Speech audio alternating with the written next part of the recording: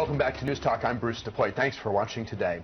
We'll continue our look back at a blockbuster election night in Maryland. In a moment, we'll be talking with the winner in the Republican Senate primary, Maryland State Delegate Szeliga. You see our panel on hand, Robert McCartney, Valerie Irvin, and Josh Kurtz. Let's talk about Anthony Brown's win in the House primary in the 4th District.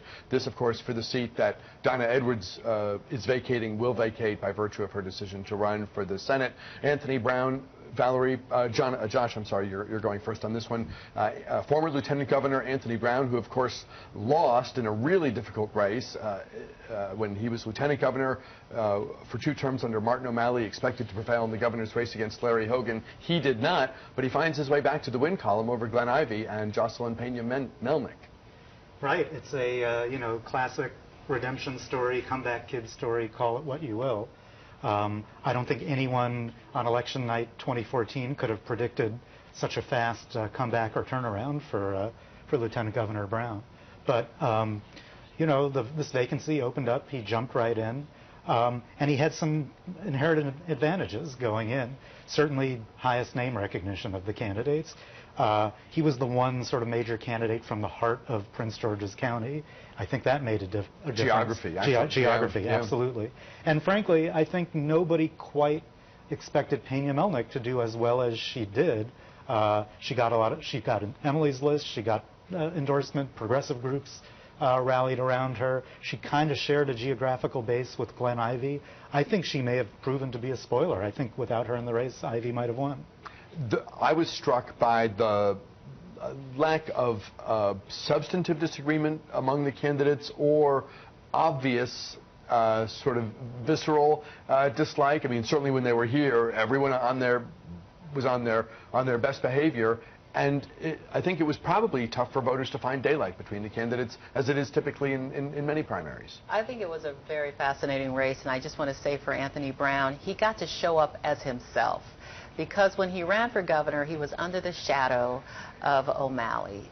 And he didn't really know how to pivot to be his own person. 8 years as lieutenant governor is a very long time to be under someone else's shadow. What I saw was the real Anthony Brown stood up in this race, and people noticed it, and it made a very big difference. I also want to comment on Jocelyn Pena-Melnick, someone to watch, a fearless, smart, progressive woman, and I'm really, really looking forward to seeing her more. And she does not give up her seat by virtue of having run here because of the cycle that state legislators serve on. So she remains a player in Annapolis and will be there when the legislature convenes in January of 2017.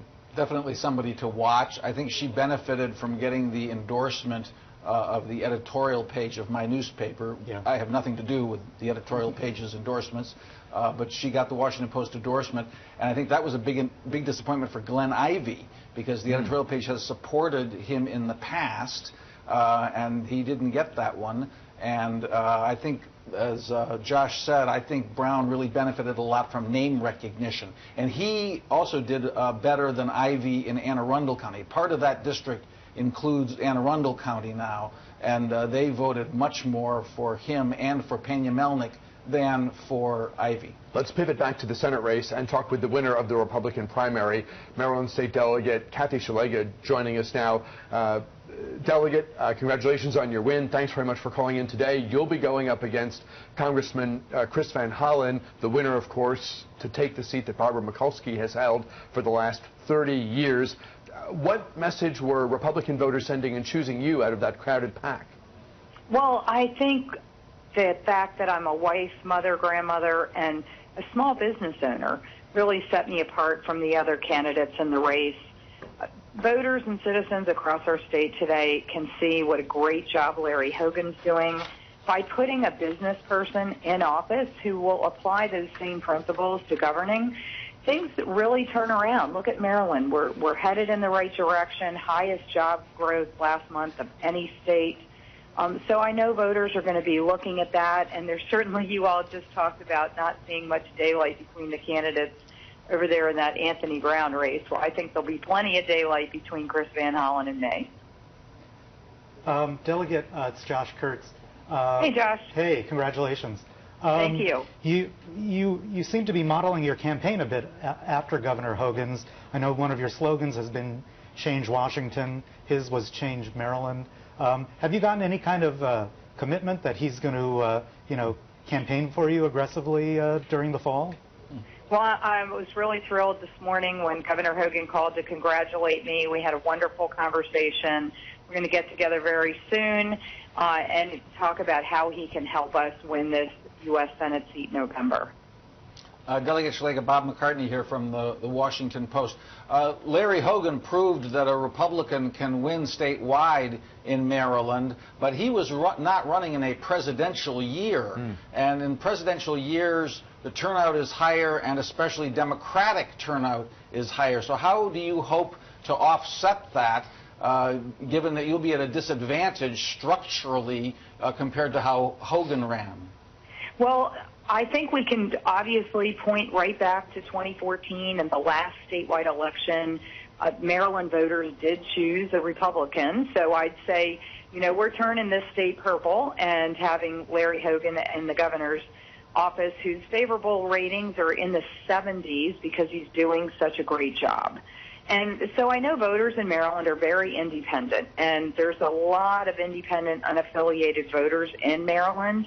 And they'll be looking at this race carefully, looking at the fact that last night Congresswoman Donna Edwards pointed out very aptly that without sending Kathy Szeliga to the U.S. Senate, there will be 10 men representing Maryland in Congress. And 60% of the voters in Maryland are women. Women are great legislators. We bring a different perspective and set of ideas to the table. And so I think that's going to be a key issue that we'll be talking about with voters as we travel the state. Last night during our election coverage between 11 o'clock and midnight, we talked about Donald Trump and Hillary Clinton. They both had a great night. They both took Maryland. Trump won 5 states. Clinton won 4 out of the 5 where voters were casting ballots. And one of our guests was John Kane, the former chairman of the Maryland Republican Party. I want to play for you now some of the comments he made toward the end of the hour when I asked him, was he worried about the impact of a Trump or a Cruz, if they're the nominee, given their negatives and the concern that independents and others might have about their views and their positions on the issues. Is there a potentially negative impact on candidates like you down the ballot? Here's what former GOP Chairman John Kane said.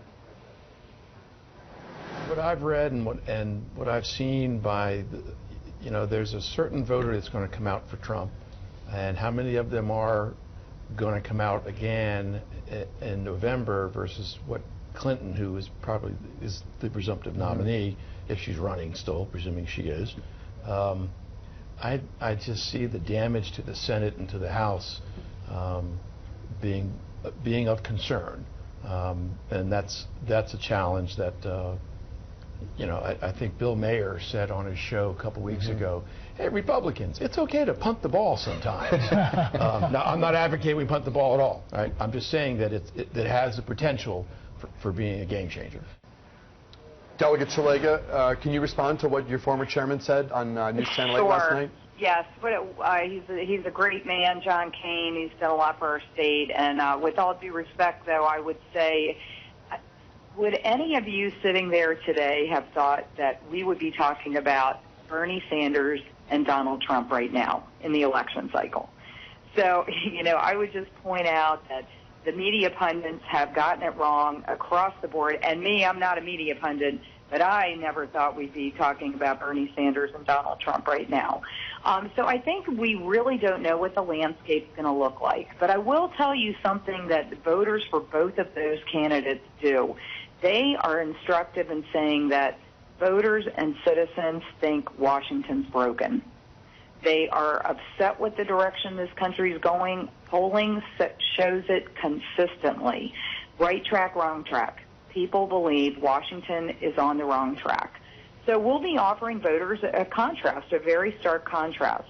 Do you want to put a career politician, someone who's been in Washington for more than a decade, do you want to give that guy a promotion? Do you think that Washington is headed the right direction as he's been down there working to take the country the direction it's in.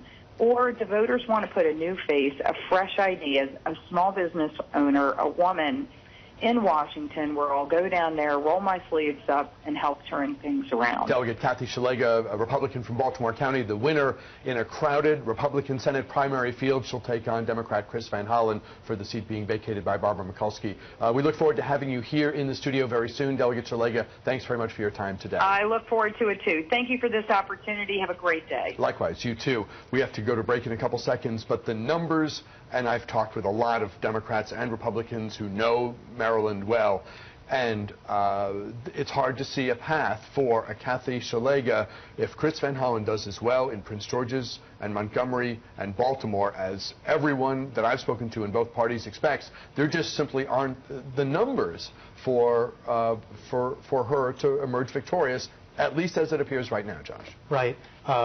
You know, the last Republican to win a Senate race was Mac Mathias in 1980, a moderate, a veteran incumbent, and 1980 was a Republican landslide year. We don't know what the terrain is going to look like in the fall just yet. It's going to be tough. Although I do want to comment on that. Sure. I think that what happened to Anthony Brown was that so many Democrats stayed home. In 2014. In 2014. And what I am seeing and hearing is after last night's Senate campaign, things may be a little difficult for the Democrats come November. Let's pick up on that on the other side of the break, because Congresswoman Edwards' remarks were startling. They were quite, it was a very intense set of remarks. Let's pick up there when we continue. We'll break here. We come back with our panel. Much more of our conversation for you right after this.